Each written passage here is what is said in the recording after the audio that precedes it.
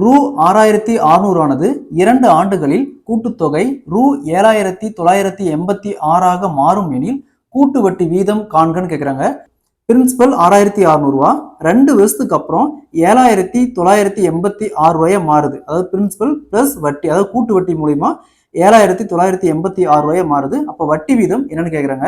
இந்த மாடல்ல சம் கேட்டாங்களா, இந்த 2 வேல்யூக்கும் ரேஷியோ எடுத்தோமா, இங்க 11 கேன்சல் பண்ணுமா 600, அதே மாதிரி இங்க 11 கேன்சல் பண்ணுமா 7 2 6, அகைன் 6 கேன்சல் பண்ணலாம் 100, அதே மாதிரி இங்க 121. இதுக்கு மேல சிம்பிளிஃபை பண்ண முடியாது.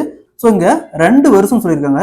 ஸோ இந்த வேல்யூக்கு அப்படியே ரூட் எடுத்துமா, இங்க 10 இங்க 11.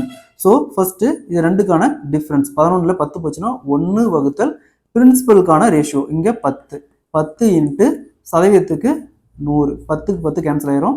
Equal to 1 × 10 10%. அப்போ option A is the correct answer.